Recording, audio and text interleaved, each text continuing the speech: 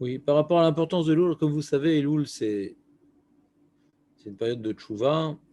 Alors dans la Torah, il n'y a rien écrit de spécial sur Elul. Ce n'est pas une date imposée par la Torah. Mais comme Rosh Hashanah, c'est véritablement une date à pas manquer, alors on peut imaginer que on ne peut pas arriver à Rosh Hashanah sans se préparer. On ne peut pas arriver à Rosh Hashanah sans se préparer. Bien que la Torah n'ait pas imposé une préparation, puisqu'il n'y a aucune halacha de la Torah à respecter en Elul. Il y a juste un minag des Ashkenazim de sonner du chauffard. C'est écrit dans Pirkei des Rabbi Eliezer, donc c'est une source midrashique assez ancienne. Ouais, on voit que pendant Chodesh Elul, il y a une inde de sonner du chauffard pour se préparer à la tchouva. Après, il y a un minag plus récent des slichot. Récent, ça fait déjà de nombreux siècles qu'il y a ce minag-là. Alors, différents minagim, est-ce que les slichot, c'est depuis le lendemain de Rosh Chodesh, ou bien c'est la semaine qui précède Rosh Hashanah. Ouais. Mais encore une fois, c'est celui qui ne fait pas les slichot, c'est pas bien parce qu'il est poresh minatzibur, il se distingue de la communauté. C'est pas une kakanat rachamim, c'est pas une institution des sages comme ouais, c'est un minag. Un minag, et un minag, c'est un devoir. Alors, est-ce que Bémet, on a le devoir de faire les slichot ou pas? Dit, mais Rav, je suis fatigué si je fais les slichot, etc., etc. Alors, sur ça, il y a des coulottes pour les gens qui étudient la Torah uniquement. Pour les gens qui étudient la Torah et que, en général, la première chose qui nous arrive quand on étudie la Torah et qu'on n'a pas assez dormi la nuit, c'est de s'endormir pendant le limoud.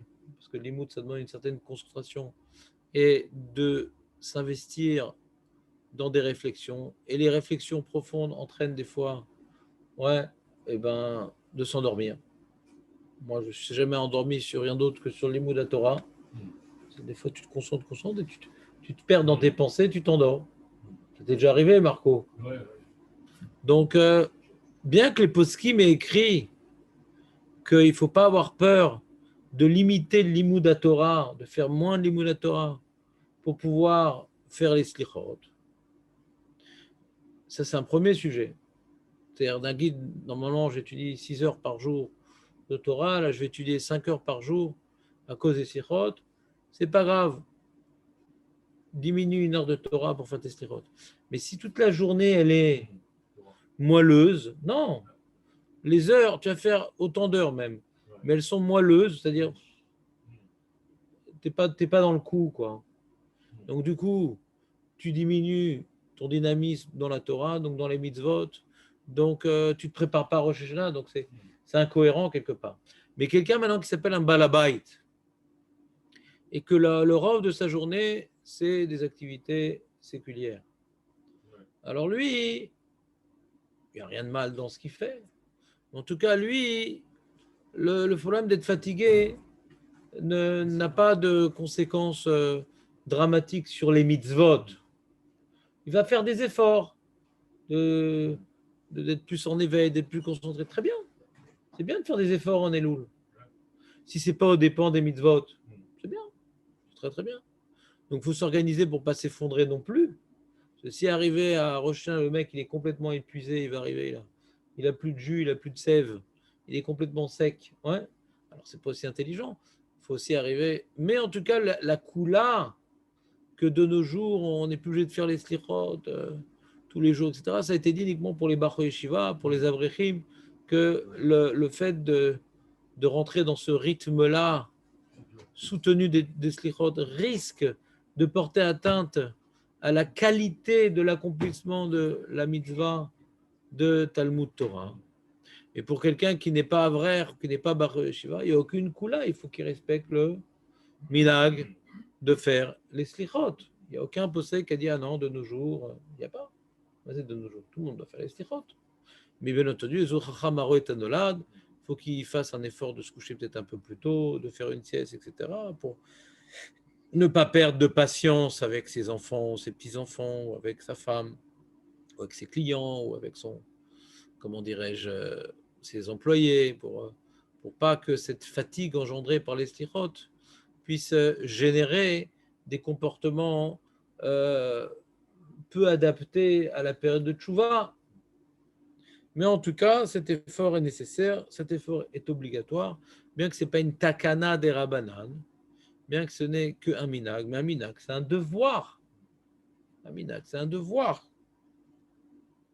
Mais comme c'est un minag, alors pour les Talmidei Chachamim, qui risquent d'avoir leur limoud, comment dirais-je, altéré par cette période prenante physiquement, eh bien, il y a donc cette coula des poskim assez unanime de ne pas leur imposer à faire les sechot tous les jours, peut-être le lundi, le jeudi, c'est possible, etc. Et la plupart disent, mais quand les Ashkenazim commencent, là, on doit se mettre au même niveau. Ouais, c'est comme une semaine avant Rosh Hashanah, Imlo Arshav et Matai, organise-toi. Là, la majorité des poskim encouragent violemment de s'investir dans les slichot, tout au moins comme les Ashkenazim. Alors, il y a le Ben Ishraï, il écrit dans une de ses lettres, il dit, dans une de ses lettres, il répond à une question qu'on lui a posée, il dit, apprécie l'effort que je te renvoie à cette correspondance. Pourquoi? Parce que je t'écris cette lettre pendant Elul. Et alors? Asher baem kol daka chashuva be'enai kechodesh yamim.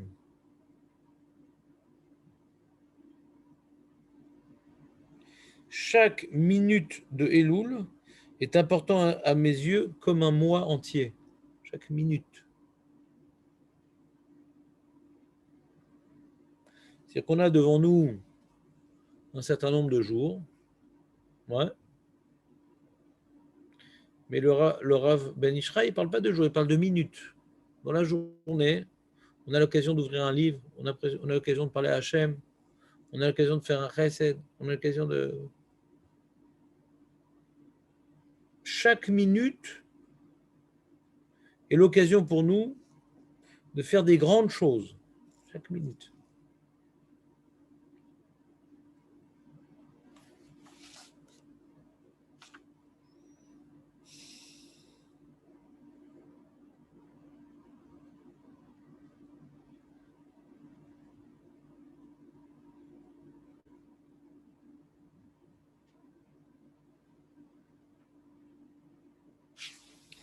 Et d'ailleurs, on voit dans les halachot, on voit cette même idée de... Donc, c'est-à-dire le Ben Ishraï nous a dit de manière assez claire un sujet connu qui s'appelle Bitul Zman. Bitul Zman. Que la chose la plus importante dans la vie d'un homme, c'est de ne pas perdre de temps. Parce que le temps, c'est l'outil exclusif, il n'y a pas d'autre outil, pour se construire, pour grandir, pour réussir. Parce que quoi qu'on veuille entreprendre, eh bien, ce n'est que par l'utilisation à bon escient du temps que cette entreprise pourra porter ses fruits.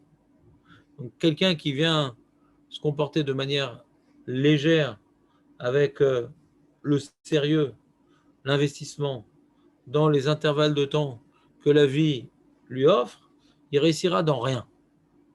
Donc si on parle maintenant de la tchouva de Elul, c'est également quelque chose qui est intense, qui demande de ne pas perdre de temps dans des futilités. Parce que si pendant l'année on a témoigné de certains ramollissements, mais c'est humain, on ne peut pas toute l'année vivre au niveau des Asara et Metchouva, eh bien faut en exprimer comme quelques regrets de ne pas avoir suffisamment exploité cette année dans la meilleure des directions, chose que nous risquons de regretter après 120 ans.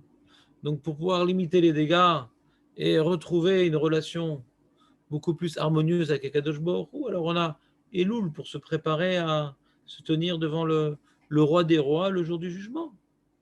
Et donc chaque instant doit être pris avec beaucoup de sérieux, puisque l'événement qui se prépare, qui est Rosh Hashanah, est d'un grand sérieux. Donc la préparation proportionnelle doit être également avec beaucoup de sérieux. Alors il nous explique Il y a écrit dans le Shulchan Aruch qu'on ne fait pas Nefilat Apaim tout le mois de Nissan. Et le Rama, il explique qu'il y a une mitzvah, après la fête de Pessah de manger un peu plus, de boire un peu plus, etc. Ce qui s'appelle Isru Chag. Isru Chag. Il demande le Rav Ophir Malka, il dit quel rapport? Je crois qu'on nous dit il y a une mitzvah tout le mois de Nissan de ne pas faire des filet apaim. Et sur ça, le Rama, il écrit une note. Il dit que le lendemain de la fête, il faut manger un peu plus, boire qu'à l'accoutumée, et ça s'appelle Isru Chag. Quel rapport entre l'enseignement du Shulchan qui parle de tout le mois de Nissan qu'on ne fait pas Nefilat Apaim et l'enseignement du Rama qui dit que le lendemain de la fête, il y a Isru Chag ou c'est un petit peu une fête? Quel rapport? Pourquoi il a enseigné cette halakha de Isru Chag sur ce Shulchan qui parle a priori d'un sujet qui n'a rien à voir? Vous comprenez avoir quoi la question ou pas? David? Il explique, le Rama. Alors les Acharonim expliquent, le Rama, que par cela, le Rama, il a voulu faire un remez. Shalit e l'archov chez od ayom gadol venotzer le maer ou l'izdarez beavodato. כי זה אינו, ועליו לנצל את הזמן, כי אם יתעצל, יחליפו זמנים טובים אלו כהרף עין, כי יצר הרע מפיל על האדם תרדמה גדולה, וגורם לו שלא יתבונן ויחשוב במתנות טובות שמקבל מן השמיים. וכאשר יתעורר משנתו, יהיה כבר מאוחר מדי חלילה. לכן, צריך כל אדם להתאמץ ולנצל ימים קדושים נעלים אלו, וכבר בראש חודש אלו יזכור שעוד זמן קצר יהיה Isru Chag Sukkot. C'est-à-dire que, alors que le Shulchan Aruch commence Rosh Chodesh Nissan, le Rama nous parle déjà de Isru Chag. Quel rapport? Pour justement nous dire, en un clin d'œil, ces événements se chevauchent. On va bientôt finir Pessah qu'on arrive à déjà Rosh Chodesh Nissan. Pour bien profiter des fois, là, un homme, il se laisse porter par le temps. Il dit, bon, là, on va faire maintenant Tani Bechorot, maintenant on va faire la Gada, maintenant on va faire Juif chez le Pessah, maintenant on va faire Isru Chag.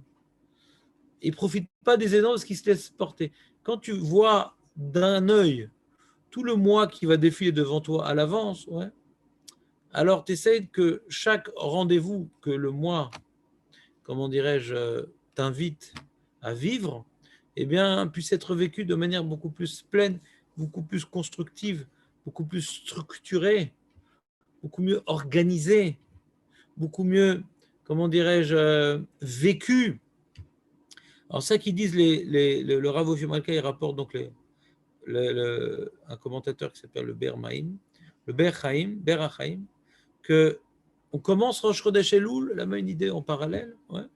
On doit déjà voir la fin de Sukkot. Ça va passer en un instant. Est-ce que maintenant on va être pris sur un radeau porté par les courants et ballotté par les vagues, ou non, on fait un plan de navigation depuis le premier jour du programme dans lequel nous commençons à voir clairement, ouais, se défiler devant nous toute une série d'événements. Il y a Elul, il y a Erev Rosh Hashanah, qui est un jour de préparation particulier, il y a Rosh Hashanah, il y a Sarem et Teshuvah, il y a Kippour, il y a la préparation de la Souka d'Arba Minim, il y a Sukkot, il y a Simchat Torah. Tous ces événements-là, il ne faut pas les voir comme étant bon, bah voilà, et après on va revenir à la normale, ça sera l'hiver, puis après il y aura Hanouka, et puis après, c'est pas ça la vie. Si on ne regarde pas un peu ce qui se passe devant nous, alors on ne profite pas des instants nécessaires au vécu intensif des moments qui vont venir. Il est marqué, le Baal Shem Tov, il écrit, il est marqué Shavat Vainafash au sujet du Shabbat. Kevan chez Shabbat Vai Avda Nefesh. Oy ala Nefesh al Chala. Il est écrit que quand maintenant Shabbat il se termine, il y a un Nefesh qui nous quitte. לכאורה צריך לתת טעם מדוע אם כן קבעו לומר את הפסוקים Veshameru bnei Israël et Shabbat. Et on dit, dans ce pasouk-là, on dit Shabbat veinafash, dans le Kiddush. Ouais. Arrête, ça c'est au début du Shabbat. Et la Gemara, elle est d'Oresh, veinafash, par rapport à la sortie du Shabbat. Alors c'est la même idée. Que dès que rentre Shabbat, on est déjà dans l'état d'esprit, veinafash. Oy la nefesh Shabbat chez Ozevet Otanu. Comme maintenant on sait qu'il y aura une fin au Shabbat, il y aura une fin à cette it'alout, à cette élévation spirituelle qui s'appelle le Shabbat, eh bien, on va peut-être mieux s'investir dans cet événement extraordinaire qui s'appelle le Shabbat. C'est parce que ça se reproduit chaque semaine qu'il n'est pas considérable cet événement. Il est plus important que Yom Kippour, le Shabbat. Le Shabbat est plus important que Yom Kippour. Et nous le vivons comme étant une partie de notre calendrier. Ouais. Rébarbatif, Chasvé Shalom. Donc il dit le Baal Shem Tov, quand on dit dans le Kiddush, Shabbat Vainafash, et qu'on réfléchit à la Gemara dans Betsa qui nous dit que quand Shabbat sort, eh bien notre Neshama, il y a une Neshama qui nous quitte et on a une souffrance compensée par les Bessamim, etc., par ceux d'Arivit. Eh bien déjà quand on rentre, on fait rentrer Shabbat déjà en ayant clair à nos yeux qu'il y a une fin au Shabbat, donc il ne faut pas rater chaque seconde du Shabbat. Donc, les Ashkenazis commencent Elul avec le chauffard pour déjà. On se projette déjà dans Rosh Hashanah. On se projette déjà dans le chauffard de l'année Ila.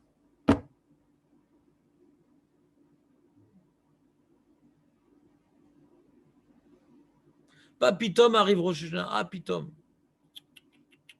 Donc, c'est un minac fondamental, c'est ce qu'il faut. Pour pas Pitom atterrir. Ah, c'est Rosh Hashanah. Ah oui, c'est vrai. T'as compris, David, ou c'est pas la peine? Oui, non, c'est bien. Moi, je juste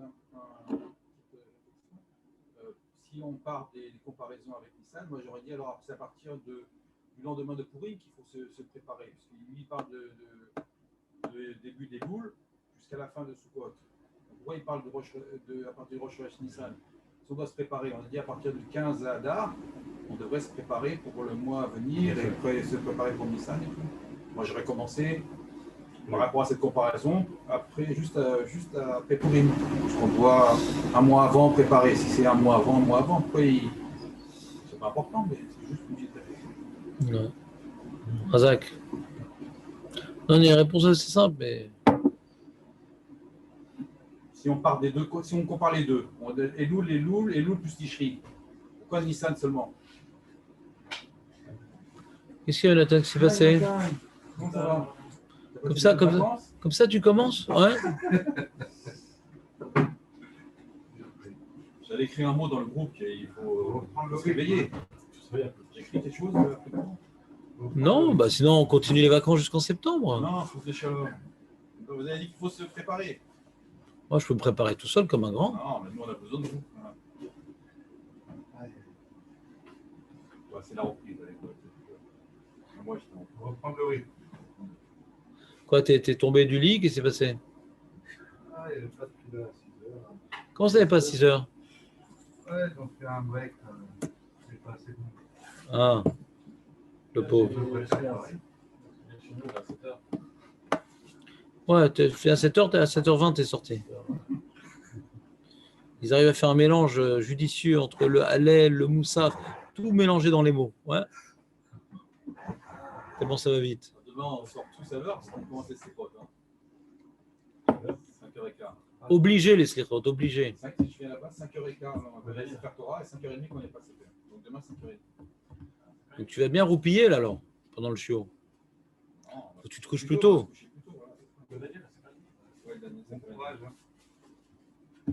Content, toi, hein? Moi, je suis très content de ça. Pourquoi t'aimes bien les chansons ou t'aimes bien faire tchouva? Les deux, en général. Ah, t'aimes bien les chansons? Ouais. Toi, t'as pas une voix tellement. Non, j'aime les voix.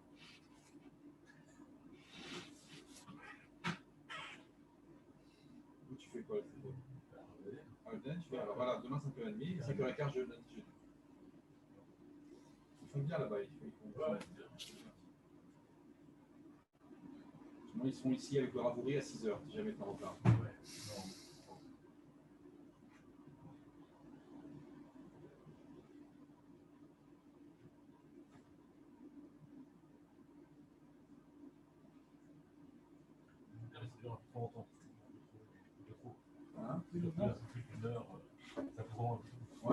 Quoi, c'est 1 heure les slichot? Ouais. Ah non, nous faisons une demi-heure, nous. Ah non. Je sais pas. Non, c'est super. Une demi-heure, c'est très bien. 50 minutes. Non, Ah, fais ce faut qui est chanter, important. là, mon chéri. Non, attends, mais vous êtes des chanteurs, nous on est des avrichim. Ah, il Ça faut nous permet de faire- se lever plus tard et de faire les slichot. C'est un bon compromis. Ah, quelle heure c'est pour moi chez vous? À 6 heures. Ah, c'est jour déjà. Osman. Je sais pas, il faut pas commencer comme je dis. Alors, si déjà, il faut commencer avant Hamoud Hashachar, mon ami. C'est-à-dire, C'est-à-dire, si tu veux respecter l'esprit de la loi, quand je suis à 5h15, il fait 1h30. Hein. ouais, d'accord. Non, mais quand tu commences les slichot, il faut commencer les slichot avant. Il faut faire les slichot, pas commencer. Il faut faire les slichot avant Hamoud Hashachar, avant 4h25, mon ami. Sinon, ça ne change rien. Si on parle maintenant de Hashmoret à Boker, de faire Alifne Hashmoret à Boker, c'est avant 4h25. Et personne ne fait ça. C'est plus honnête, ils font pas. Non, ma pitom. Quand c'est Sérot à 5h. Ah ouais. Non, ma pitom. 4h25. On va parler de ça dans les lachot. Ouais. Ben, personne ne fait ça. Ah, chez Amit, peut-être qu'ils font. C'est plus de 70.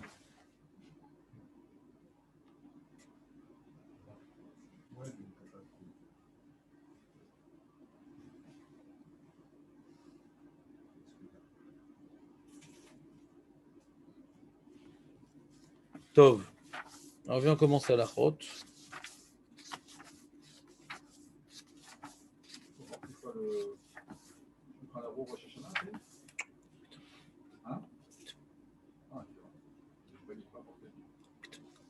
C'est le livre de Rav Ophir Malka sur les fêtes.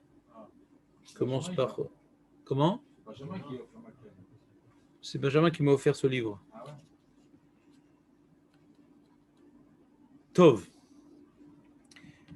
Donc, on a évoqué précédemment qu'il y a donc des minagim différents entre les Ashkenazim et les Sfaradim par rapport aux slichot.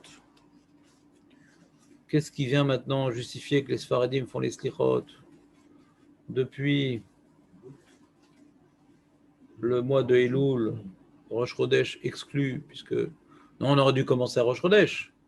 Pourquoi on aurait dû commencer à Rosh Chodesh? Parce que la raison du minag des slichot de Elul, c'est par rapport à la Yom Kippour, 40 jours avant Yom Kippour, que c'est le début des Yemer Rachamim, que la colère divine s'est estompée et que Hachem entrevoit de nous donner les nouvelles Luchot, et Moshe Rabbeinu a multiplié les prières pour obtenir notre pardon, qui a été confirmé, ouais, qui a été réalisé à Yom Kippour. Donc c'est une préparation. Donc d'après ça, les slichot, c'est pas une préparation à Rosh Hashanah, c'est une préparation à Yom Kippour.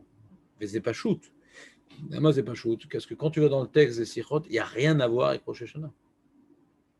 Les slichot n'ont rien à voir, mais rien du tout à voir avec Rosh Hashanah. Il n'y a rien à voir avec Rosh Hashanah. C'est les Gimel Midot de Rachamim, c'est à Yom Kippour, pas à Rosh Hashanah. On fait des slichot à Yom Kippour, on ne fait pas de slichot à Rosh Hashanah. Donc c'est une préparation à Yom Kippour, les slichot. Pas shoot.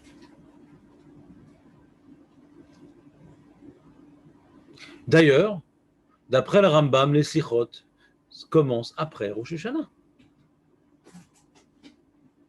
D'après le Rambam, les slichot, c'est dans la Sarah et Metchouva. Il y a Rosh Hashanah et après on fait les slichot. Le minag atik, ouais, les slichot, c'est après Rosh Hashanah, c'est pas avant.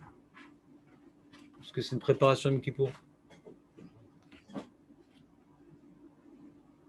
Mais avec la chute des générations, de commencer toute notre avoda après Rosh Hashanah, ouais, risque de nous amener à Rosh Hashanah d'être pris un peu de surprise et de pas suffisamment. Donc bien, alors il y a une question, puisque les slichot c'est une préparation à Yom Kippour, en quoi les slichot nous préparent à Rosh Hashanah? En quoi les slichot pour préparer Rosh Hashanah? En quoi maintenant ça nous met dans l'esprit de Rosh Hashanah? Parce que ça n'a rien à voir avec Rosh Hashanah et slichot. Il le dit là, le Rambam. Il a dit, le Rambam il affirme que pour certains péchés, on ne peut obtenir l'expiation que par des souffrances. Donc on se lève particulièrement tôt pour les slichot, demandant à Hachem de considérer cet effort comme une souffrance. Donc c'est avant Rosh Hashanah, c'est pour ça que on fait les slichot et on fait un effort supplémentaire et on demande à Hachem de nous pardonner par rapport à cet effort-là. C'est Rambam qui dit ça dans le Ishmael. Voilà. Vous ne croyez pas? Non, je crois ce qu'écrit, je crois pas ce que tu lis. Ça repart bien. Ouais, t'as rien compris. Donc le Rambam, il dit que certains péchés, c'est pas le Rambam, c'est la Gemara. Je sais pas c'est qui a fait ça en français. Mais la Gemara dit que pour l'expiation de certains péchés, il faut Issourin. On se lève donc particulièrement, c'est pas le Rambam. Non, c'est l'Ishmatzliar. Le Ishmatzliar rapporte le Rambam, mais c'est pas le Rambam, c'est la Gemara. Ouais, que pour obtenir l'expiation de certains péchés, il faut des Issourin. Donc il veut expliquer que les slichot, c'est pour avoir des Issourin. Très très léger. Et après, il cite le Rambam. Voilà. Tu n'as pas lu ce qu'il fallait lire, David. Extrait du Rambam. Bien que le repentir et l'essence même de Yom Kippour permettent d'obtenir l'expiation, certaines fautes sont pardonnées immédiatement et d'autres seulement plus tard. Si un homme a manqué d'accomplir un commandement positif qui n'est pas possible, nanana, c'est tout. Il explique. Et ce qu'il rapporte du Rambam, c'est que pour l'expiation de certaines fautes, il faut passer par des souffrances. Sur ça, le Ishmael, il dit le fait de se lever tôt le matin, qui est une souffrance pour certains, ouais, c'est une sorte de Issourine. Non, mais c'était pour faire le lien avec Rosh Hashanah. Non, mais déjà, tu as mal compris ce qui est écrit. D'accord, première étape. De chercher un lien non, première étape, le Rambam ne parle pas des slichot, parce que j'étais en train de dire que le Rambam dit que les slichot commencent après Rosh Hashanah, et tu dis, ah, d'après le Rambam, pourquoi on fait les slichot avant Rosh Hashanah? Donc déjà, on n'était pas du tout cadré dans la même, dans la même idée, puisque le Rambam ne dit pas de faire les slichot avant Rosh Hashanah. Bon, de toute façon, ce texte est mal écrit. C'est pas le Rav Mazouz qui écrit le Sidour Ishmatzliar, c'est Talmidim. C'est mal écrit. C'est pas le Rambam, ouais. C'est induit en erreur. Il faut voir en ivrit comment c'est écrit. Mais là c'est induit en erreur. Donc ton erreur, elle a été en vérité engendrée par le texte. C'est mal écrit. Mais et puis j'aime pas tellement cette idée en vérité. Ouais, on fait sirop pour souffrir. C'est arbitraire quoi. Tu pourrais aussi mettre des pois chiches dans les chaussures, c'est-à-dire. Pourquoi vestirot pour souffrir? Moi, je fais ça pour souffrir. Il n'y a pas un Inyan de prier, tout ça? Ah non, le but, c'est souffrir. Et le mec qui fait Amincha, alors il n'est pas quitte? Pourtant, il est quitte. Le mec qui fait à 8 heures les sirot, après il enchaîne par la tefila. Il n'est pas quitte? Donc, le Ishmatzliar l'a peut-être écrit, mais je ne trouve pas ça très puissant comme idée. Celui qui se lève une heure, qui travaille toute la journée, une heure plus tôt le matin, il souffre. Tu as compris ce que j'ai dit? Tu as compris ce que j'ai dit? Tu as compris ce que j'ai dit? Mais il est quitte quand il ne souffre pas? Non, mais il est quitte quand il... Donc tu vois bien que tu peux pas limiter les slichot à la notion de souffrance, puisqu'on n'a pas besoin de souffrir pour faire les slichot. On n'a pas besoin de souffrir pour faire les slichot. Si maintenant je m'organise à me coucher plus tôt, ouais, j'ai pas besoin de souffrir pour faire les slichot. Si je m'organise à faire les slichot plus tard, ouais, donc j'ai pas besoin de souffrir. Donc c'est pas intimement lié la souffrance. Au slichot, c'est pas intimement lié. Ça va pas forcément ensemble. Ça peut aller ensemble, mais ce n'est pas une condition sine qua non. Donc, tu ne peux pas limiter les slichot à la douleur de se lever tôt le matin, parce que ce n'est pas forcément pour tout le monde le cas. Il y en a qui le font systématiquement avant Mincha et ils sont quittes. D'accord? Donc, ça me dérange d'expliquer les slichot comme étant la raison essentielle des slichot serait pour souffrir. C'est faux. C'est faux. Est-ce que maintenant, on veut dire, dans certains cas, ça rajoute des efforts et des souffrances? Oui, mais c'est une raison très, très secondaire, voire tertiaire. Ouais. Mais est-ce que dans certains cas, ça peut avoir sa place? Oui. Mais est-ce que c'est ça la raison des slichot? Chas v'shalom. Le Ishmatzliar n'a sûrement pas voulu dire une telle idée. C'est le père du Rav Mazouz, le Ishmatzliar, parce que c'est une idée qui manque d'intelligence. Parce que les slichot, ce n'est pas forcément pour souffrir, puisqu'on peut les accomplir sans souffrir. Et c'était un gaon, donc il n'aurait pas dit une telle bêtise. Est-ce que ça rajoute cette idée-là dans certains cas? Oui, Mais tu ne peux pas expliquer les slichot par ça, puisque c'est une idée en plus. Mais ce n'est pas l'idée de base. L'idée de base, c'est de demander à Hachem de nous pardonner, c'est tout. C'est ça les slichot. L'essentiel des slichot, c'est la hanava. Il y a deux idées qu'on développe dans les slichot, c'est la hanava et la malchut Hachem. Hachem, Meler, Hachem. Et ça vient en même.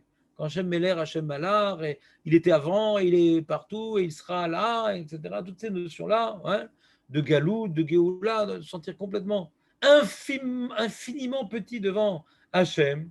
Alors cette anava-là nous rappelle notre place, notre réalité devant Hachem, où on n'est rien du tout, et nos devoirs envers Hachem. Ça nous rappelle ce que nous sommes, et donc c'est un privilège pour nous de faire les mitzvot, parce qu'on n'est rien. C'est pas le mec, moi je suis un mec super important, quand je fais mitzvot Hachem, sois content, hein, je ne suis pas n'importe qui, hein. Sois honoré que je fasse des mitzvot pour toi. Ah non, on est honoré de faire des mitzvot, parce que nous on n'est rien, on n'est que dalle. Donc les slichot, c'est de la hanava, beaucoup d'hanava, beaucoup de batklout devant Hachem. Et c'est important toute l'année en vérité. Mais si on n'a pas ça avant Rosh Hashanah, on est mal barré. C'est pour ça que ça peut participer un petit peu à Rosh Hashanah. Pourquoi? Parce que Rosh Hashanah, c'est un jour de malchut. On se sent complètement effacé devant Hachem, effacé complètement devant le projet divin. On s'efface, d'accord? C'est un jour où on s'efface devant Hachem. Les slichot nous aident à développer cet effacement. Moins de gava, moins de... Alors c'est vrai que quand on se lève tôt et qu'on est fatigué, donc cet effort de subordination, de soumission, de se lever, etc., comme un éved qui va devoir préparer le café à son maître avant qu'il se lève, alors il doit se lever très tôt pour servir son maître. Donc il y a une avdout dans les slichot. Systématiquement, on se lève, on est fatigué, on y va, etc. Donc ça peut ajouter, moi je ne dis pas en termes de issourine, je ne suis pas au niveau du Ishmatsiar, mais malheureusement, j'ai quand même le droit de vous proposer d'autres explications. Je comprends mieux la notion non pas de issourine, de souffrance, mais je comprends mieux la notion de subordination, de discipline. Parce que Rosh Hashanah, ce n'est pas un jour où on a le droit de vivre les issourines, ouais. Ce n'est pas un jour d'issourine, Rosh Hashanah. C'est un jour de tfilot, un jour de Yom Tov, un jour de Achila Veshtia. Ce n'est pas un jour de issourine. On n'a pas le droit d'avoir d'issourine à Rosh Hashanah. Le Shulchan Aruch, il est posé qu'on ne jeûne pas. Il y a des marloquettes, mais on ne jeûne pas à Rosh Hashanah. Ce n'est pas un jour d'issourine à Rosh Hashanah. Non. C'est un jour de tfila, un jour de malchut, mais pas d'issourine. Donc si tu expliques le issourine, alors ça sera encore une fois relié, donc tu n'étais pas dans le sujet, à Yom Kippour et pas à Rosh Hashanah. Non, viens, je lui explique, viens. Je m'en occupe, j'en occupe. T'inquiète pas, elle ne rappellera plus. Tu passes la moi. Je sais faire des sourines comme il faut, moi.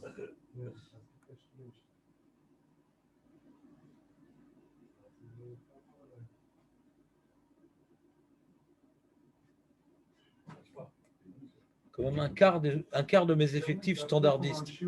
C'est qui? Mais qui se permet d'avoir son téléphone ouvert pendant le show? C'est la question.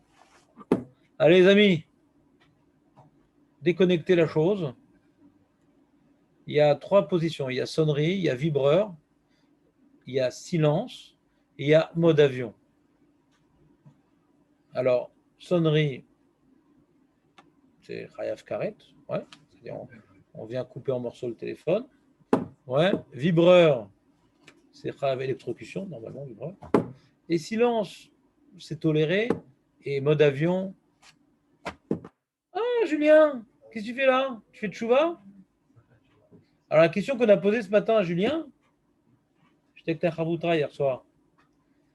La question qu'on a posée, c'est pourquoi on fait des slichot en Elul, puisque à Rosh Hashanah, il n'y a aucun rapport avec les slichot Rosh Hashanah.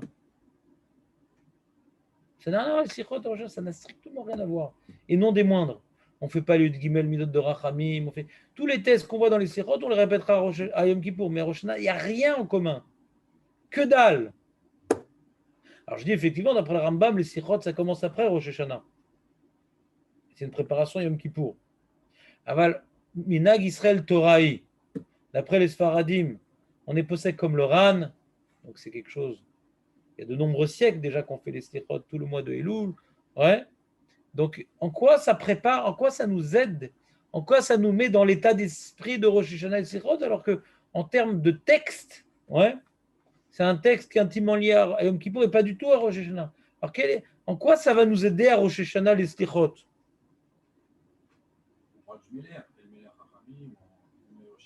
Laisse Julien la possibilité de s'exprimer, David. Oui, non, bien sûr. Julien. Julien Ça d'abord. fait longtemps qu'on n'a pas entendu et on kiffe ta réponse déjà. Alors, qu'est-ce que tu dis, toi, Julien, qui parfois. Non, Julien, regarde, ça fait longtemps qu'on t'a pas eu. Ouais.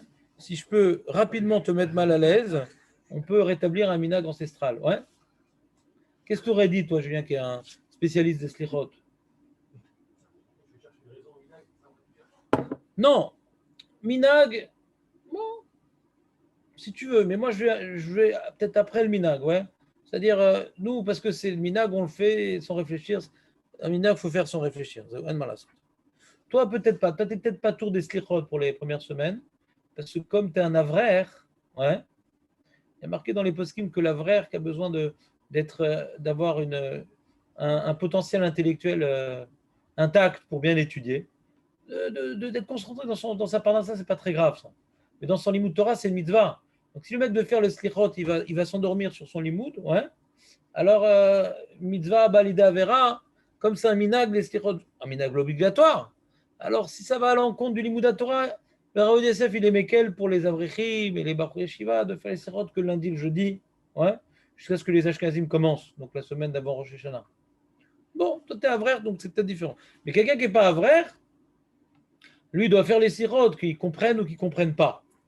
Moi, je dis, mais non, qu'on comprenne ou qu'on ne comprenne pas, pourquoi on doit faire les sirotes? Peu importe, il faut le faire parce que c'est écrit dans le Shulchan Aruch, c'est tout, on n'est pas des réformistes. Mais je dis, mais en quoi ça m'aide pour Rosh Hashanah? Pour Kippour, je comprends bien en quoi ça m'aide. C'est Anshe Emouna, Avad, tous ces trucs-là, on va le dire à Yom Kippour. On connaît maintenant qu'on a fait pendant un mois, si on n'est pas un abruti fini. Ouais. Alors, on a essayé de regarder un petit pied rouge pendant les slichot pour arriver à Yom Kippour, bien comprendre ce qu'on va dire. Ouais. Celui qui fait les slichot sans rien comprendre, ouais, je ne dis pas qu'il n'a rien fait, mais encore une fois, il rentre dans la belle catégorie des Amaretsim disciplinés. Ouais. C'est beau, c'est discipliné, mais il est Amaret. C'est l'occasion pour nous de s'intéresser aux textes répétitifs qu'on dit chaque jour, ouais, pour donner un petit peu plus. Alors, il y a différents, aujourd'hui, traductions en français, mot à mot, truc, nanana. Donc, de dire tous les slichot, c'est magnifique, mais bien entendu, en y ajoutant la compréhension, puisque l'essentiel des slichot, ce n'est pas un devoir comme prendre le loulav, c'est avant tout une préparation du cœur. Donc, Jérémy, je te propose la question également qu'on a posée, puisque ce matin, comme tu es arrivé plus tard, donc tu as dû faire les slichot. Donc, pourquoi, hein, si tu as fait les slichot ce matin, c'était trop tôt, tu t'es planté. Donc, pourquoi on fait les slichot avant Rosh Hashanah? Ça n'a rien à voir avec Rosh Hashanah. Les slichot, c'est une préparation à Yom Kippour. Ça n'a rien à voir avec Rosh Hashanah, les slichot. Il n'y a aucun texte des slichot qu'on va dire à Rosh Hashanah. Aucun. C'est que des textes qu'on va dire à Yom Kippour. C'est une préparation à Yom Kippour. On va arriver, on va couronner le roi. Donc, si on a un long fardeau sur le dos, c'est difficile de. Toi, tu dis de tchouva. Tu dis slichot, c'est tchouva.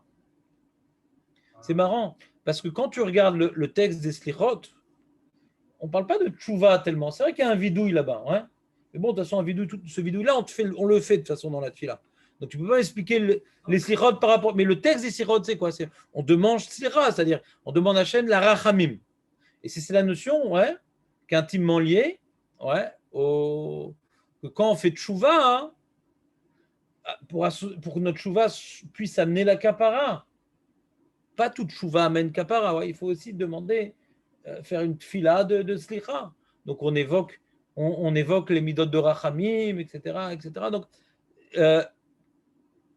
toi, tu veux dire que c'est sous-entendu qu'on fait tchouva parce que sinon, pourquoi on demande slicha? Mais, ouais, d'accord. Comment tu dis?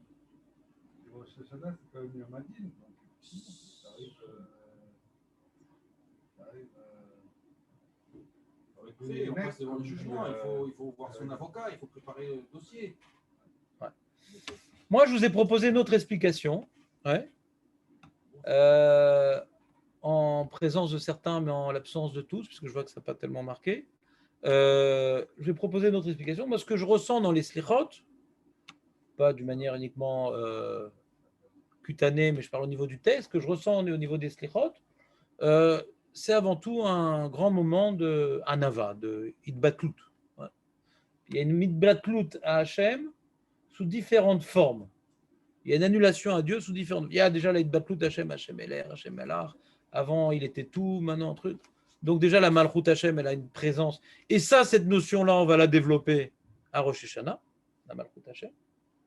Il y a la notion d'Itbatlut par rapport au Midat HaRachamim. C'est-à-dire, comme maintenant, on invoque la miséricorde divine. Ça nous met déjà dans un état d'esprit où on est coupable, on a fauté, et on ne demande pas à Hachem de nous juger selon nos actes, parce qu'on ne peut pas tenir selon nos actes. On est loin du compte.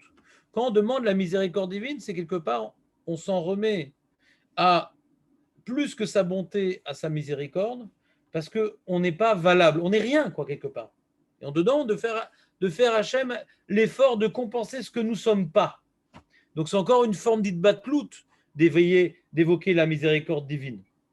Il y a le vidouille également, qui est une itbatlout. Comprenez ou pas? La tchouva, c'est une initiative personnelle. D'accord? La tchouva est une initiative personnelle. Comment on peut engendrer, comment un minag ou une halacha peut engendrer la tchouva?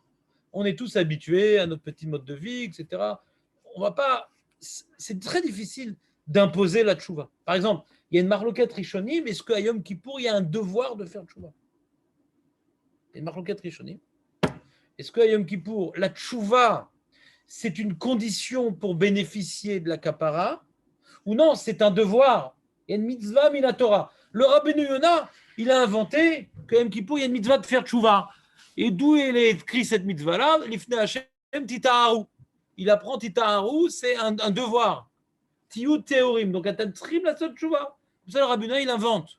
Pourquoi il invente? Parce que mettre le pshat de titaharu, c'est une conséquence de Yom Kippour.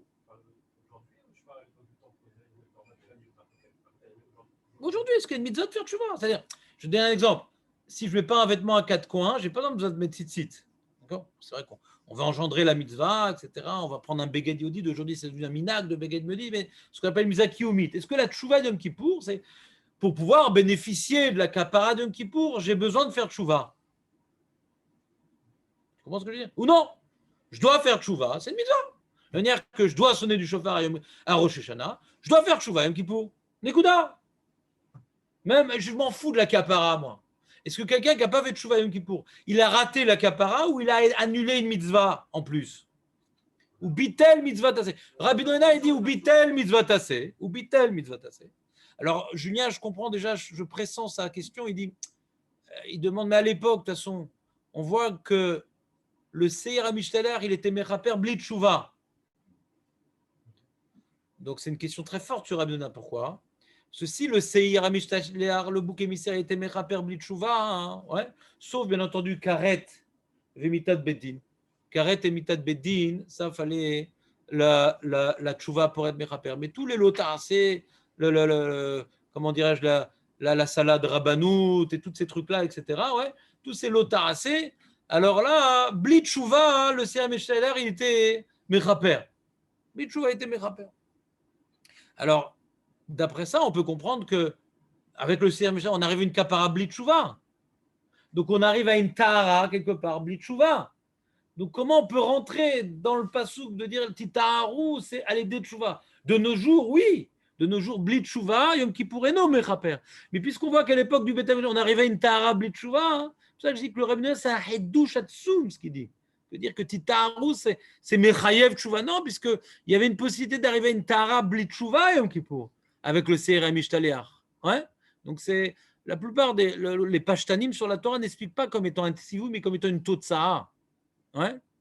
Que l'ifne Hashem, titaharu, c'est le pshat, c'est que le kibeyom azeh chaper alechem, que ce jour-là, il va amener qu'on va pouvoir être tahor devant Hashem. C'est pas un devoir, c'est si pour dvarim. La Torah nous explique la grandeur de ce jour. que devant Hachem, on va pouvoir être mitaher grâce à Yom Kippour. Que c'est ça, on explique l'enjeu de Yom Kippour et non pas ce qui nous incombe. Le cadeau du Yom Kippour. Le Passouk développe plus le cadeau du Yom Kippour. Donc revenons à notre sujet des slichot. Non. C'est aussi une question. Et c'est une question. Arrête, la Torah elle nous oblige de manger kasher, la Torah elle m'oblige d'étudier la Torah elle m'oblige à un certain nombre de mitzvot et m'interdit un certain nombre d'actes négatifs. D'accord? Donc comme maintenant je n'accomplis pas mon devoir, c'est-à-dire j'ai transgressé quelque chose que j'ai au-dessus de la tête, de toute façon, j'ai une épée de Damoclès au-dessus de ma tête, il faut que je le fasse, c'est marasot. Im tshuva bli tshuva. Donc la tshuva en vérité, ça sert à quoi? La Torah n'aurait pu ne pas nous imposer de faire tshuva, bichlal. Qui dit qu'il y a une mitzvah de faire tshuva, bichlal? On peut poser des questions sur le reste de l'année aussi. Qu'en vérité, moi j'ai un devoir de faire Torah et mitzvot.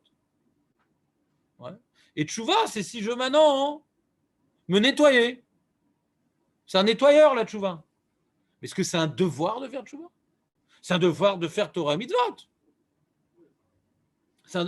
Même sans tshuva, oublie qu'il y a une mitzvah de tshuva. Il y a un devoir de faire Torah et mitzvot. Donc même s'il n'y a pas la mitzvah de tshuva, puisque chaque jour, je dois mettre les tefilines, chaque jour, je dois faire attention à mes yeux, à mes pensées, à mes paroles, à mes actes. Donc je dois le faire parce que la Torah m'oblige, bli tshuva. Et si hier je ne l'ai pas fait, aujourd'hui je dois le faire. Pourquoi? Pas à cause de la tshuva. Je dois le faire parce que la Torah m'impose à le faire. Sans parler bichlal de tshuva. Je parlais dans la tshuva dans le sens, de toute façon, on doit accomplir les mitzvot. Il faut revenir, sans parler de tout le processus de tshuva, mais quoi qu'il arrive, il faut revenir. Alors ça revient un peu à la même question. Comme maintenant, demain, quelqu'un il va se lever après l'heure du Kriyat Shema, ou bien il va manger des choses, ou il va faire des choses, etc. Comme aujourd'hui, il va faire ça demain. Est-ce que maintenant il a annulé ces mitzvot-là et transgressé ces avérotes-là? Ou non, en plus, ou bitel mitzvah tshuva, en plus. Ou non, la mitzvah tshuva, c'est un cadeau qu'Hachem nous a donné. Parce qu'on pourrait dire, bon, tu as fait une avéra, demain c'est un nouveau jour, mais ce que tu as fait hier, ça reste. Par exemple, les goïms, je vais donner un exemple pour un peu mieux concrétiser cette idée-là. Les goïms, ils ont une mitzvah de tshuva? Non. Mais s'ils font tshuva, ils n'ont que cette mitzvah, les goïms. S'ils font tshuva, qu'est-ce qui se passe? Il ne se passe rien. Il ne se passe rien. C'est-à-dire, demain, ils vont être des bons goïs, mais ce qu'ils ont fait hier, ça reste. Les goïms n'ont pas reçu le cadeau de la tshuva. La tshuva est un cadeau. Le goy, ce qu'il a fait comme un avéra hier, il sera puni pour ce qu'il a fait hier.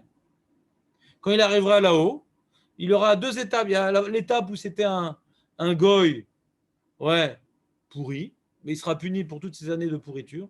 Et un jour, il a décidé maintenant de prendre toujours les 7 mitzvot de Nord. Il aurait une récompense. Mais on ne va pas dire c'est comme si qu'il n'a pas fait. Non. Lui, il n'a pas de mitzvah de tshuva, il n'a pas le cadeau de la tshuva. Vous suivez ou pas? Mais il est obligé de faire les mitzvot de noir, bli tshuva, parce qu'on lui a imposé de faire les mitzvot de noir. Sans qu'il a mitzvah de tshuva, il doit faire les mitzvot de noir. Vous me suivez ou pas? Comment?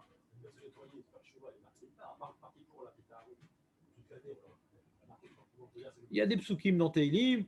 Si tu veux, on peut étudier Beyoun, le Rambam, le Rabbeinu Yonah. On apprend un certain nombre de psukim, toutes les différentes. Bien sûr, des psukim. De la Torah, alors il y a une paracha. Il faut voir les psukim que rapportent les Rishonim. Je ne vais pas te le faire sur un pied, mais le Rabbeinu Yonah, dans son Sefer Sha'arei Tshuva, justement, il vient donner une base rigoureuse à la Tshuva et détaillée. C'est pas stam, un truc. Le Rambam lui-même, qui est beaucoup plus concis dans le développement de la Tshuva, alors il rapporte des psukim pour montrer que.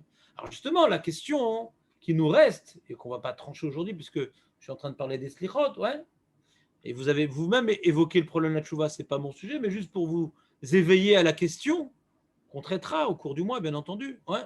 Est-ce que la tshuva est un cadeau ou un devoir? C'est-à-dire quoi un cadeau? C'est que grâce à la tshuva, on peut effacer rétroactivement nos avérotes. On peut arriver, la tshuva permet d'arriver à une kapara, c'est un cadeau. D'après toutes les opinions, la tshuva est un cadeau. Mais est-ce que c'est en plus un devoir? C'est sûr que c'est un cadeau, la tshuva.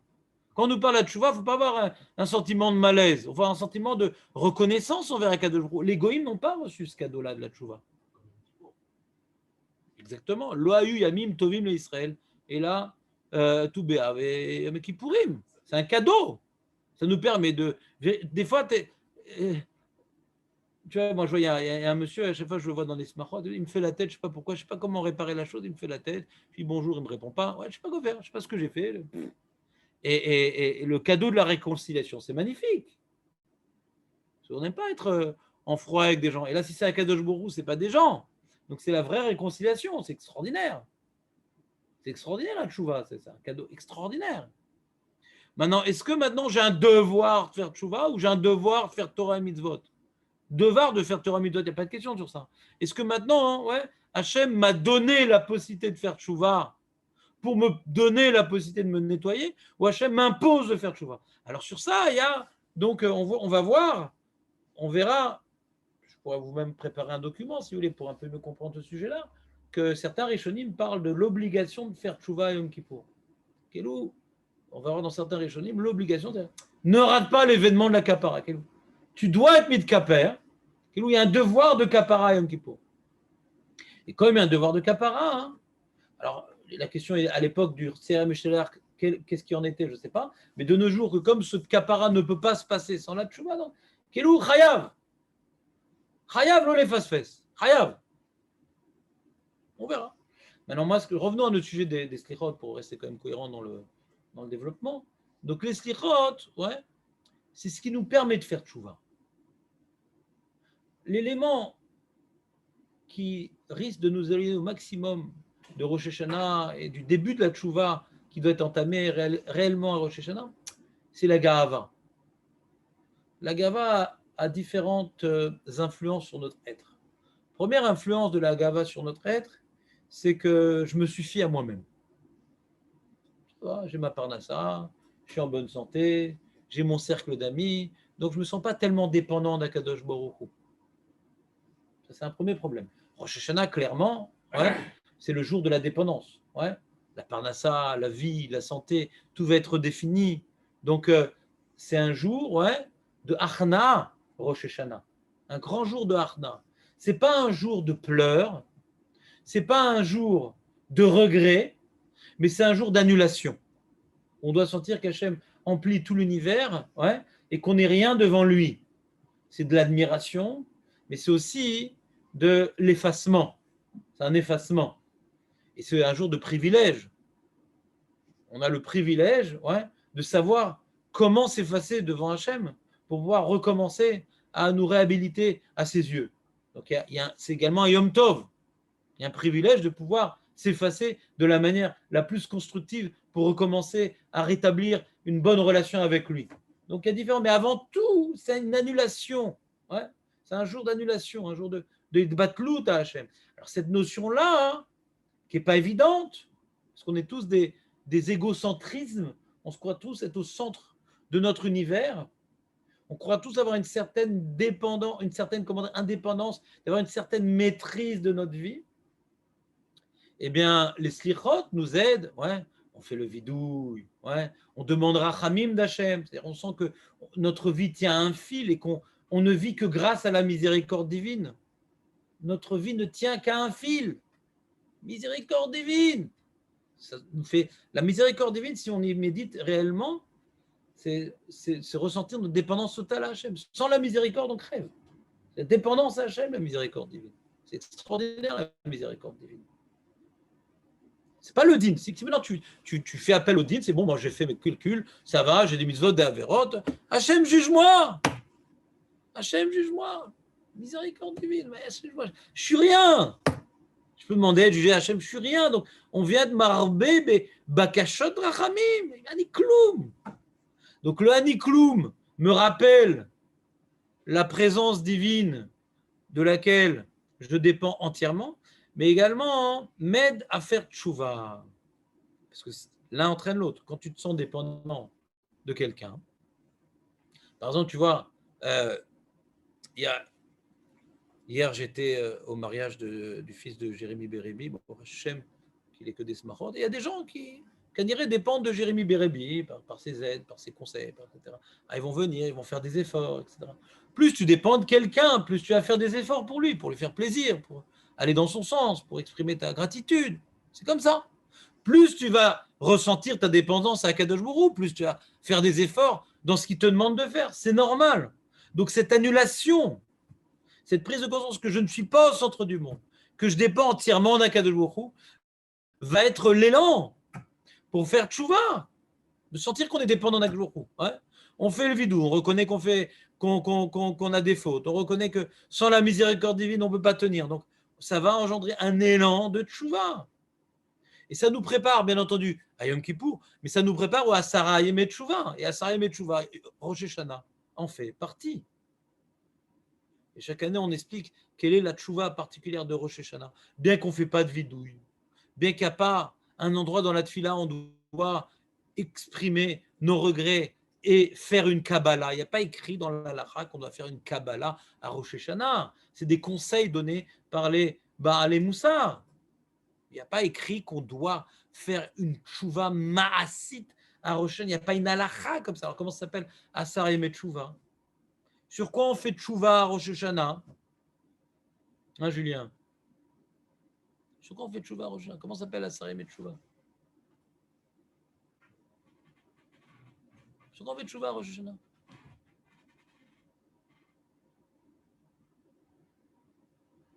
Jérémie, alors.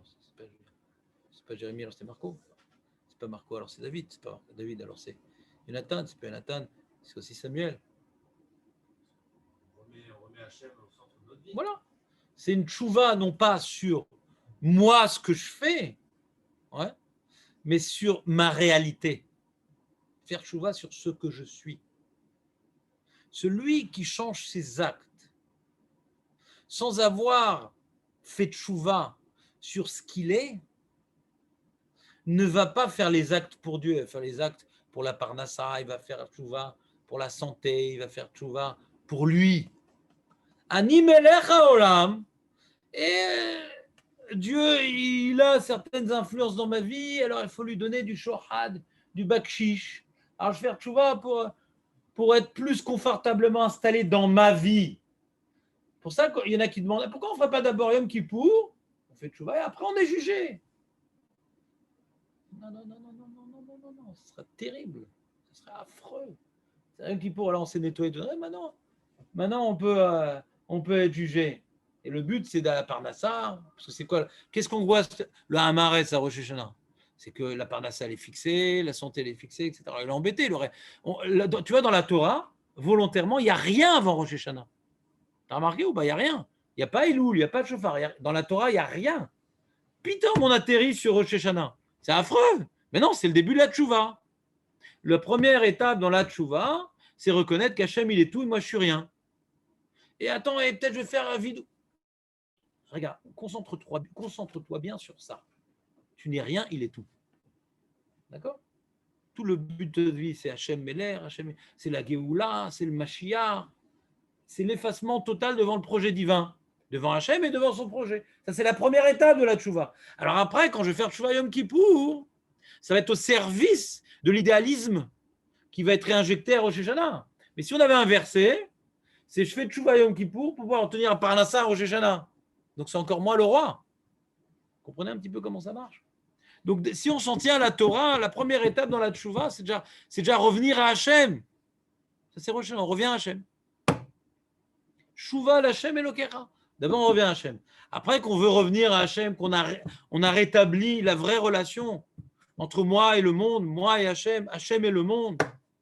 Malchut, après qu'on ait fait Tchouva sur la Malchut d'Hachem, alors dans les actes, on va commencer à changer. C'est Asara Yemei Teshuvah. On va commencer si Hachem est mêlé, alors comment je continue à faire ça? Comment je continue à parler comme ça? Comment je continue à me lever en retard? Comment je continue à faire ci, à faire ça? C'est pas cohérent. Mais d'abord, on doit rétablir l'enjeu de la tchouva, qu'elle soit l'ishma, elle soit pour Hachem, pas pour la parnassa et la briout. Donc c'est pour ça qu'à l'origine, et c'est le minag du Rambam, il n'y avait aucune slichot à Rosh Hashanah. D'abord, Rosh Hashanah, on fait tchouva sur Hachem. C'est pas on se prépare pour être bien jugé à Rosh Hashanah, vous comprenez? Alors pourquoi mettre les minagim de toute communauté, on se prépare pour Rosh Hashanah parce qu'on est tellement à côté de la plaque que si on ne s'est pas préparé pour Rosh Hashanah, on ne va même pas faire Malchut Hashem. Ça va être la Pkeila, ça va être les païtanim, Altiftar la païtan, ouais, et toutes ces choses-là. Donc, on va même passer à côté de Rosh Hashanah. Avant, ils étaient au niveau de quand ils étaient plongés dans Rosh Hashanah, de le faire avec sérieux. Aujourd'hui, pour véritablement ressentir quelque chose qui va se passer, ce premier jour du mois de Tishri, ce deuxième jour du mois de Tishri, pour vraiment ressentir l'événement, il faut déjà se préparer. Sinon, on va passer à côté de la plaque. Et qu'est-ce qui va nous faire passer à côté de la plaque? L'ego dominant, envahissant. Donc, les slichot, on va se lever, on va faire preuve de discipline. Ah, mais j'aime pas les slichot, ça me saoule, tous les jours pareil. Écrase! On t'a pas demandé ton avis, écrase-toi un peu, écrase ton ego. Ouais, je sais pas, les slichot, moi je préfère faire ci, je préfère faire ça. Et oh, c'est pas d'oreilleta, écrase-toi! Sois discipliné! Ça, c'est la préparation à Rosh Hashanah qu'on s'écrase devant Hachem. Vous comprenez ou pas? On est tellement encrassé d'ego qu'on a besoin d'un mois ou d'une semaine avant Rosh Hashanah pour faire preuve de discipline, ouais, dire des textes rébarbatifs, ouais, quel intérêt, quel site, tu auras toutes sortes de commentaires sur les slichot. Mais ces commentaires-là, tu peux les réécouter sur n'importe quel type de mitzvot, répétitive.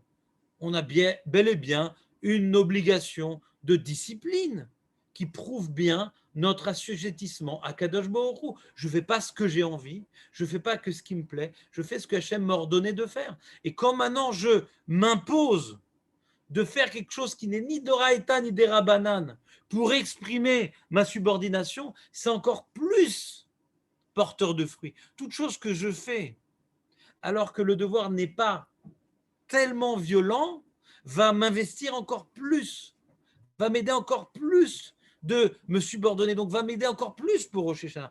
Bien entendu, il ne faut pas que ces slichot-là aillent à l'encontre de l'esprit de la race. Si le mec, il vient d'accoucher avec sa femme, ils sont crevés, il va faire les slichot, il va arriver à Rosh Hashanah complètement mort. Il y a des cas, ouais, où on a des circonstances atténuantes, où on peut, comment dirais-je, faire moins de slichot, faire le minimum syndical, etc.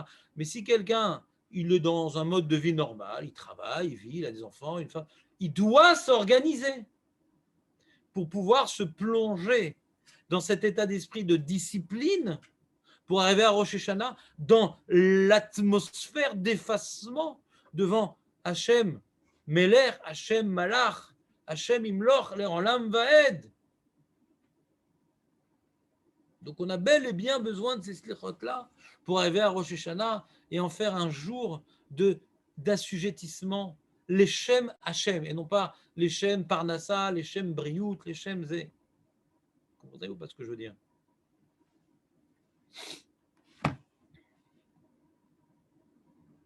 Alors, une notion importante par rapport à Elul, tu avais une question, Julien, tu veux te poser un moment, non? Il y avait un sourcil particulièrement pointu. Et Jérémy non plus, Marc, David, Marco, personne, question. Nathan, des fois, tu as toujours une petite question comme ça qu'on se demande pourquoi tu la poses maintenant. Ouais, tu vas te retenir? Ah, mais toi, quand tu te retiens tout, après l'explosion, elle est terrible. Ça fuse dans tous les sens. Bezrat Hashem. Donc, quand on remarque un petit peu, quand on regarde dans les Midrashim, on voit qu'en vérité, Rosh Chodesh Elul, comme le Ran nous l'a rappelé, ça correspond aux 40 derniers jours avant les Luchot Hashniot, qui correspond à 40 jours de Rachamim. Ouais. Donc, on voit dans Chazal qu'il y a une Ségoula dans Elul. J'ai parlé avant de Minag. Mais ce Minag-là, il est greffé, ouais, sur une réalité que Chazal nous a dévoilée, que c'est des jours Mesugalim. Autant Av, c'est des jours de Din, Elul, c'est des jours de Rachamim. Et souvent, je vous avais expliqué, je vous avais fait un cours un vendredi, l'alternance entre le Din et la Rachamim. Il y a souvent une alternance. Souvent, les Din entraînent la Rachamim. Très souvent. Très, très souvent. Et là, on le voit dans le calendrier juif. Av, tout le mois de Av, c'est des jours de Din. Tout le mois de Av, c'est des jours. Parce qu'il y a même une Shita Tanaïm qui dit que vous savez, il y a le Din de Shavua Shechalbo, hein. Shavua Shechalbo, qu'on ne peut pas le linge, on ne peut pas d'aller au bain-douche, etc. Et il y a une marloquette Tanaïm, c'est quoi la période qui est concernée? Il y a une opinion dans les Tanaïm, c'est tout le mois de Av. Il y a une opinion, c'est tout le mois de Av. Il y a une opinion, c'est toute la semaine de Tcha B'Av, même après, toute la semaine, Shavua chez Khalbo. Et une opinion qui dit c'est depuis Rosh Chodesh jusqu'au jeûne. Et la Gemara, elle dit dans Avelout, on va la Kula, donc on a fait l'intersection entre deux opinions. Depuis le début de la semaine de Tcha B'Av jusqu'au jeûne. Ça va comme personne en vérité. C'est l'intersection des opinions. C'est une opinion qui dit depuis Rosh Chodesh jusqu'au jeûne. Une opinion qui dit la semaine du jeûne, même après. Alors on a fait l'intersection, la Khumra à l'intersection des deux. Et cette année, on n'a eu personne d'ailleurs. Vous savez, ça va comme personne cette année. On a fait sauter toutes les opinions. Hein. L'âme Israël, il n'aime pas la Avelout. Hachem, il n'aime pas la Avelout. Donc on va toujours la Kula dans Avelout. Donc ça fait sauter Shavua chez Khalbo. Mais juste pour dire qu'il y a un Tana qui dit que Shavua chez Khalbo, c'est tout le mois de Av. Alors c'est vrai que les poskim, ils disent après tout Av, il y a une diminution dans le din, mais ça reste un mois de din Av. Non, mais je sais ce que tu crois, je sais. C'est pour ça que j'ai évoqué la chose. Il y a une diminution, etc., mais à un tel point qu'il y a un Tana qui dit que c'est tout le mois de Av, qu'on ne va pas laver le linge, etc. Il avait loup tout le mois de Av. Miche Nirnas Av, Memaatim Besimcha, c'est le Av. Et Elul, par contre, c'est des mois de Rachamim. Ouais. Alors même au niveau historique, par rapport à la faute du veau d'or, ouais, ça a commencé le 17 Tammuz. Il y a eu les châtiments, etc. à la fin de Tammuz. Et Av, c'est encore un din. On était, comment dirais-je, avec une épée de Damoclès au-dessus de la tête de l'Am Israël. Et en Elul, Hachem Itatse. Hachem il dit bon, il a commencé à montrer à Moshe qu'il change de regard sur l'Am Israël. Et là, Moshe Rabbeinu, il a été marbé Betfila, Vegam Am Israël Irbu Betfila. Donc dans le Elul, ouais, même au niveau historique, ça correspond à une période de miséricorde divine. Et Av, c'est une période où Hachem était encore dans l'idée de détruire l'âme Israël. C'est quand même intéressant, hein. Même dans le désert, Av, il était encore dans l'idée de détruire l'âme Israël, tout le mois de Av. C'est en Elul qu'Hachem il a changé de regard. Donc, on voit dans Chazal, donc c'est Torah Chazal, Torah chez Baal Pé, que Elul, c'est un mois particulier dans lequel on peut faire des grandes choses. Ce n'est pas uniquement un mois de préparation à Rosh Hashanah, il ne faut pas s'embrouiller ici. On pourrait croire que Elul, c'est un mois de préparation pour Rosh Hashanah. Non. Elul, c'est avant tout un mois de préparation pour Yom Kippour, puisque le summum de la miséricorde divine, c'est Yom Kippour. Elle a commencé à Rosh Chodesh Elul, cette miséricorde divine. Vous me suivez ou pas? Donc, cette Rachamim, qui a son point culminant à Yom Kippour, commence en Elul. Donc, il serait bien regrettable de ne pas faire des bakashot Rachamim en Elul. Sans même parler du minag de Slichot, qui est des bakashot de Rachamim. Ouais. Il y a un enjeu, il y aurait dû avoir un enjeu individuel, puisque c'est des jours de Rachamim, de profiter de ces jours-là. Moi, personnellement, je ressens, je ne sais pas si c'est votre cas, mais j'ai parlé avec certains amis qui ressentent la même chose. En Elul, je sens qu'il y a une facilité de faire des tfilotes. Hachem est à nos côtés. Je ne sais pas si vous ressentez cela. Ouais. Même à l'époque où je n'avais pas la possibilité de faire les slichot, quand je donnais cours ici, j'avais slichot, c'était uniquement à 4h30 du matin, et comme j'avais des cours le soir, etc., ce n'était pas possible pour moi de donner un cours de qualité et faire les slichot, donc je ne pouvais pas faire les slichot, donc je n'étais pas dans l'atmosphère des slichot. Malgré tout, je ressentais une fila particulièrement en Av. J'ai beaucoup de difficultés par contre, je sens des barrières très difficiles, très très difficiles, des blocages. Et nous, tout s'ouvre. Donc, Bor Hashem, on a le minag, nous, les Sfaradim, depuis le début du mois de Elul, de pouvoir exploiter cette période que Hachem nous a dévoilée, qu'on a devant nous des outils extraordinaires de se rapprocher d'Hachem. On a des outils qu'on n'a pas toute l'année.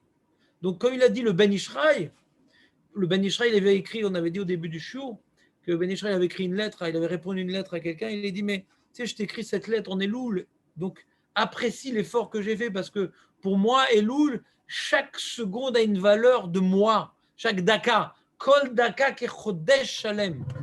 Kol daka, il faut exploiter en Elul. Kol daka. Donc les amis, il faut qu'on fasse tchouva sur les dakot, d'essayer d'arriver à l'heure au shiur, d'arriver à l'heure à la tfila, les amis, l'heure à la tfila, Kol Daka, et on ne se rend pas compte. Là ça fait maintenant une petite période que le monde entier est confronté à cette coronée et à d'autres, je ne sais pas, catastrophes naturelles. On voit que, je ne vais pas vous le dire, mais il y a une certaine midatadine quand même qui semble s'exprimer dans le monde, entraînée par des difficultés économiques de certains nombres de pays, au niveau individuel, etc. Sans parler de ce qui se passe au niveau gouvernemental en Israël, mais même dans le monde, on voit une midatadine. Donc, véritablement, réfléchissez au Elul des Juifs, de 1939. Est-ce qu'ils n'ont pas regretté d'avoir mis toutes les forces dans ce Elul-là? Vous comprenez ce que je veux dire ou pas? On ne sait pas ce qui nous attend. Il ne faut pas être pessimiste, mais il ne faut pas non plus être un comique. Il faut réaliser que la destinée, pas uniquement de notre vie, mais du monde, repose sur nos épaules. On ne sait pas ce qui va se passer. Donc chaque seconde, chaque minute, donc notre effort, il est au niveau de la discipline.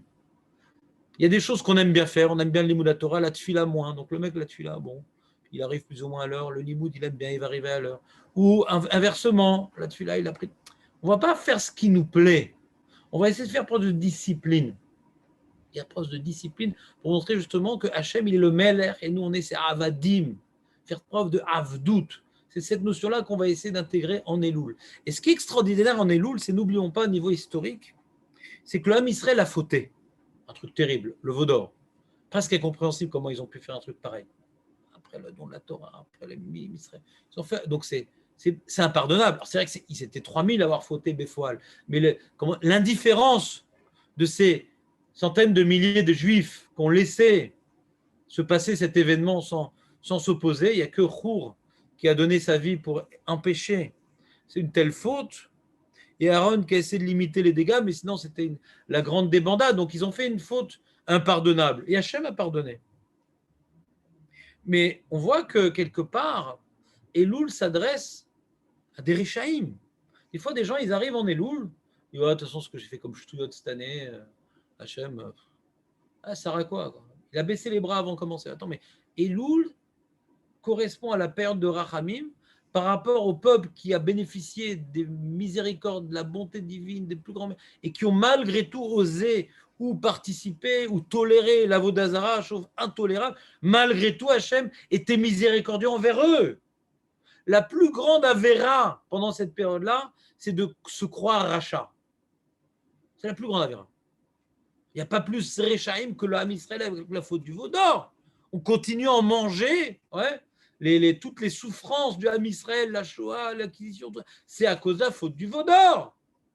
On avait été métaken, toute la bria, on est arrivé au niveau d'Adam Arishon avant la faute, donc on est retombé très, très vrai. Malgré tout, Elul n'a pas réparé la faute du veau d'or. Il faut bien être clair. Quand on a reçu la deuxième table de la loi, on n'était pas au même niveau qu'on avait pour les premières tables de la loi. Mais il y avait une miséricorde divine qui dit, voilà, continuez. Il y a du travail, mais continuez. Je vous donne les outils pour reconstruire ce que vous avez cassé. C'est comme ça qu'il faut voir les choses. Celui qui dit Elul, c'est pour devenir comme Raphaël Kaneski, alors bien sûr, il ne va rien faire en Elul. Si la Misra dit en Elul, vous devez arriver au même niveau qu'avec les premières Luchot, ils n'auraient rien fait. Ce n'est pas possible d'arriver à un tel niveau. Mais d'arriver à ce niveau-là, il va falloir des années, peut-être même des siècles. L'homme échané, à notre niveau individuel, il faudra peut-être des décennies. L'homme échané. Elul, c'est l'occasion de faire ce qu'on peut faire selon nos forces, au maximum de nos forces. Et pas de se fixer un objectif qui dépasse nos réalités actuelles. On a une réalité actuelle auquel on ne peut pas faire abstraction aujourd'hui. On est limité par certaines avérotes, on est limité par peut-être notre femme qui est moins investie au niveau religieux, peut-être par rapport à des pressions sociales, des pressions familiales, des pressions intérieures du etc. On a des contingences qui nous limitent dans nos ambitions spirituelles. Mais ce n'est pas grave. Avec ce qu'on a, il faut faire le maximum. Il ne faut absolument pas se fixer un projet de perfection morale. C'est pas ça, Elul. On voit historiquement, c'était pas ça. C'était l'enjeu de recevoir un nouveau programme qui s'appelle Luchot Shniot. C'est pas revenir à l'état antérieur. C'est un nouveau programme de construction. On va essayer, en Elul et à Rosh Hashanah et Yom Kippour, d'arriver à s'imposer un programme d'Avodat Hashem adapté à nos contingences personnelles. Mais un programme, une discipline adaptée. Pas une perfection morale décourageante. Un programme, des louchot. Il faut qu'on obtienne des louchot shniot. Après la faute qu'on a eue pendant cette année, on s'impose un programme. On s'impose un programme. Et le débat de toute façon, j'y arrive pas à chaque année. C'est pas vrai. Tu as un peu progressé dans ci, un peu mais cette année, j'ai pas progressé. C'est pas vrai. Parce que dans 2-3 ans, tu verras la progression. Donc, c'est pas encore visible. Moi, j'ai vu des choses évoluer en moi après 10 ans, après 15 ans. Dernièrement, j'ai vu des choses après 25 ans, après 30 ans de tchouva. Il y a des choses qui commencent à prendre un petit peu. Parce qu'on n'a pas lâché le morceau. C'est aussi de la hanava. Le gars Haftan, il est prêt à faire tchouva s'il arrive à devenir un super-héros. On aimerait tous être super-héros. Le mec qui étudie, qui arrive tout le temps à l'heure. C'est motivant de réussir dans sa Torah. C'est très motivant. On aimerait arriver à être un mec parfait. Mais comme tu es un mec moyen, des fois, tu n'as pas envie de faire parce que je suis moyen. Oui, mais pour être un super-héros, il faut beaucoup d'années de médiocrité dans la Torah et les mitzvot. Des années de médiocrité où on fait les choses plus ou moins bien. Mais continue à travailler, continue à t'investir, continue à poser tes pions. Le échec et mat n'est pas loin, mais il y a toute une stratégie de longue haleine. Et des fois, ça peut mettre 30 ans. J'ai vu des choses qui ont changé en 30 ans. En 30 ans. Des choses qui ont commencé à changer. 30 ans. Donc, il ne faut pas désespérer. Et ça, c'est Elul, c'est la Rachamim. On sait que de nous-mêmes, on n'a pas les forces de faire quoi que ce soit. On ne peut pas changer. On a besoin d'Hachem. Donc, résumons. Là, on commence. Demain, les Slichot, les Hachem. Il ne faut pas les considérer avec mépris. Il ne faut pas les c'est pas d'Oraïta, c'est pas des Rabbanan. Ouais. C'est un minag, Torah, I. Comment je vais faire? Je vais te fatiguer, etc. Non, tu vas te fatiguer. Tu vas te coucher plus tôt. Tu vas faire preuve de discipline. Ouais. Quelqu'un maintenant qui doit faire, il travaille, il doit faire un stage pour obtenir une augmentation dans son travail, on va l'obliger en parallèle à son travail de faire un certain stage, ouais, de faire certaines études. Des fois, Dan Azraï m'a raconté dans ce cadre de son travail, il devait en parallèle de son travail faire des études, rajouter des heures. On le fait. Et ce n'est pas un mois, des fois ça dure 4-5 mois, des fois 3 mois, et on le fait. On est motivé pour le faire. Et ça nous entraîne des fatigues, ça nous entraîne des sacrifices au niveau familial, au niveau maintenant des loisirs, au niveau du repos. La situation n'est pas très simple. Hein, on ne doit pas être pessimiste. La situation mondiale n'est pas très simple. On va devoir faire ces efforts-là. On va devoir faire ces sacrifices-là. Et l'état d'esprit qu'on a dans les slichot, c'est le Eved discipliné qui se lève à l'appel de la sonnerie du roi pour se tenir officiellement devant le roi, baisser la tête. Je suis prêt pour le starting block et à Rosh Hashanah d'être dans l'état d'esprit de subordination, d'assujettissement, d'obéissance, de dépendance, d'effacement. Ces slichot-là vont nous aider pour nous décrasser de toutes ces couches d'égocentrisme, toutes ces couches de gahava, toutes ces couches de sentiments d'indépendance. Bezrat Hashem, que Hashem nous aide pour y arriver concrètement et non pas définitivement. Commencer une dynamique à long terme, ne pas vouloir voir des fruits concrets directement. Ce n'est pas réel. Si on avait la possibilité d'avoir des fruits rapidement, Hachem ne nous aurait pas donné 90 ans, 80 ans à vivre. Ouais, 10 ans et c'est réglé l'histoire. Si Hachem donne tellement d'années à vivre, c'est qu'il y a des choses qui ont besoin de ces années-là pour véritablement se modifier et s'améliorer. N'oublions pas que la vie est longue et la tzidkout appartient aux gens endurants et non pas aux gens qui sont des mangeurs de projets, des gens ambitieux. Ce n'est pas les gens ambitieux qui réussissent dans la voie d'Hachem, c'est les gens endurants. Les gens endurants. Des fois, l'ambition entraîne au désespoir, parce que j'ai des ambitions et je ne vois pas de résultat. C'est l'endurance, la subordination et l'endurance qui va nous amener, les Hachem, à devenir des gens envers lesquels on aimerait se regarder plus longuement dans la glace sans de tourner les yeux. Toi, si tu voulais les faire, il y en a plein, tu pourrais les faire alors. Non. Lui, il n'a pas de minag. Lui, il n'a pas de minag. Lui, il va. S'il avait envie Naftali. Non, lui, il va compenser le manque des slichot par la tzedaka. Parce que là, El Naftali, hein,